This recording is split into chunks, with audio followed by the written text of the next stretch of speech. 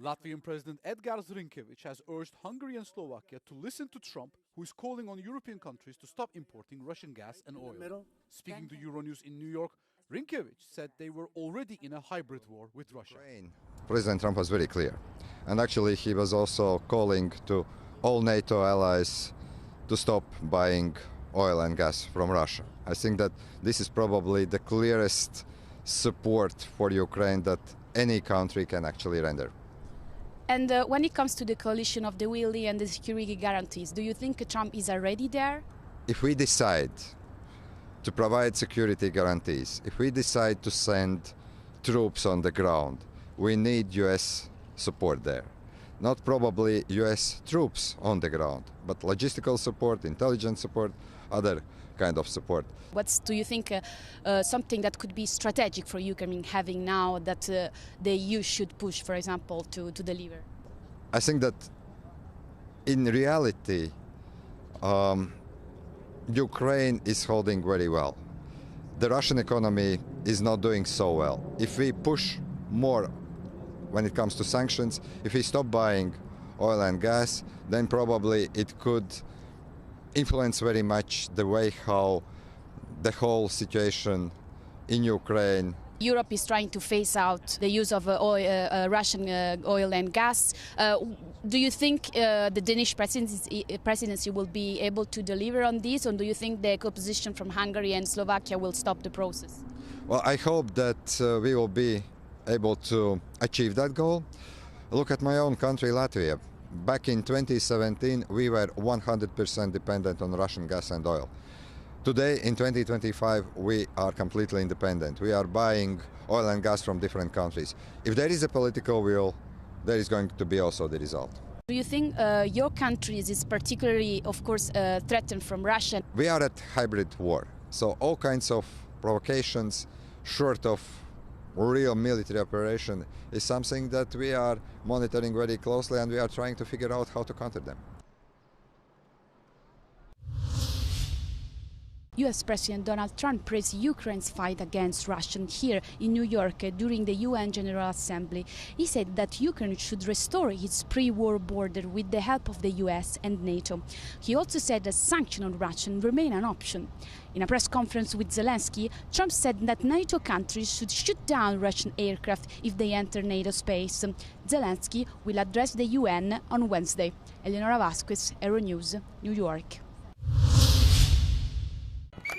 International activists participating in a flotilla of small boats seeking to break the Israeli blockade of Gaza have said some of their boats were attacked by drones overnight while sailing in international waters south of Greece. The global Sumud flotilla said Wednesday that it was attacked during the night by at least 13 explosions. Ieri sera queste 40 barche sono state attaccate, ma non è stata solo attaccata la nostra flottiglia, è stata attaccata anche la coscienza e la libertà della società civile. Si è trattato di un attacco con droni che ormai da giorni sorvolano le nostre teste, ma che ieri hanno sganciato degli ordigni verso le nostre barche, danneggiando sia le vele che l'udito di alcuni dei nostri equipaggi. Tutto questo è da condannare, ma ovviamente ce l'aspettavamo perché è una retorica che fa parte di quello che Israele cerca di fare nei confronti di missioni come la nostra, cerca di incutere paura perché ha paura lui stesso del nostro arrivo. Greece's Coast Guard did not report any distress calls. The flotilla, comprised of dozens of boats from several countries, is carrying a symbolic amount of humanitarian aid, including food and medicine for Palestinians in Gaza. The Israeli Foreign Ministry has accused organisers of being linked to Hamas and says it has proposed that the activists unload their aid in the Israeli port of Ashkelon for it to be transported. Israel shuttered the Allenby border crossing between the West Bank and Jordan from Wednesday, the only land route Palestinians in the West Bank can use to travel abroad.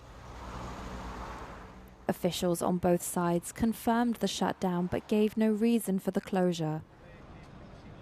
The crossing will remain closed until further notice. The move comes just days after a Jordanian truck driver killed 2 Israeli soldiers in a gun and knife attack. The crossing had only recently reopened to passenger traffic. Known in Jordan as the King Hussein Bridge, the Allenby crossing is also the main route for commercial goods between Jordan and the West Bank. Its closure is expected to have a major impact on both Palestinians and trade flows in the region. Jimmy Kimmel returned to his late-night show on Tuesday after a 6-day suspension over comments about the assassination of conservative activist Charlie Kirk. And that is, you understand that it was never my intention to make light of the murder of a young man.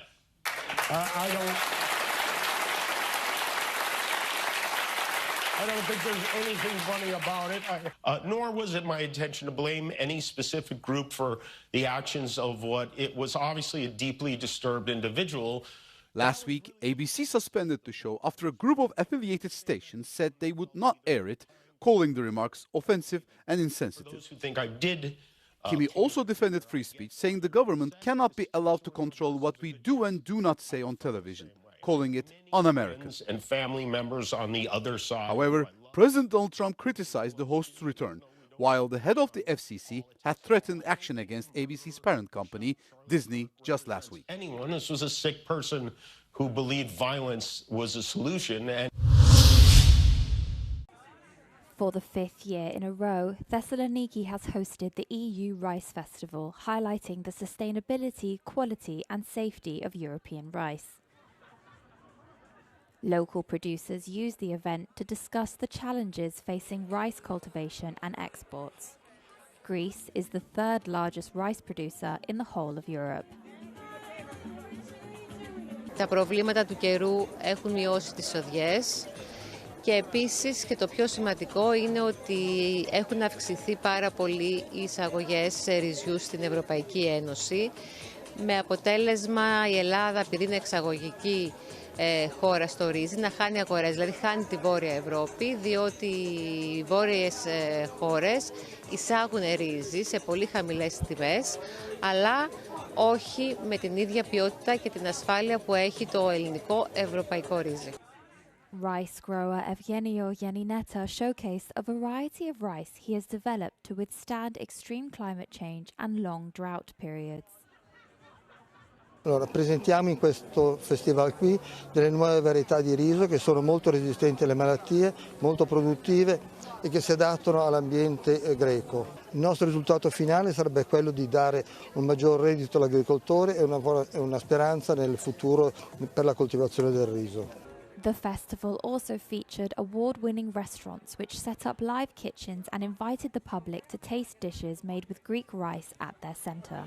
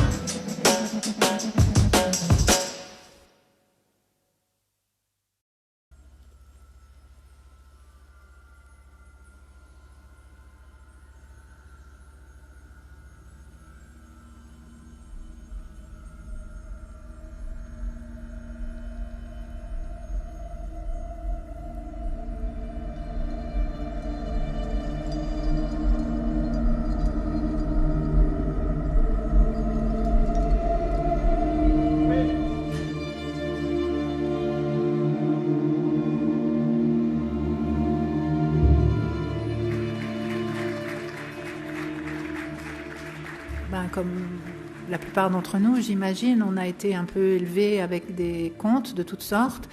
Et moi, j'ai eu la chance que ma mère adorait Andersen et elle me lisait très tôt les histoires d'Andersen qui sont parfois très cruelles et très cruelles, mais en même temps très très belles, très fascinantes, pleines d'images et pleines d'initiations.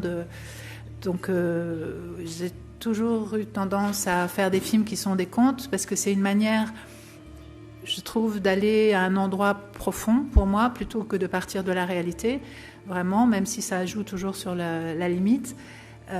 Et puis je pense que tous mes films sont des histoires de maturation, d'épreuves qui font grandir, voilà, donc c'est une forme qui s'y prête bien.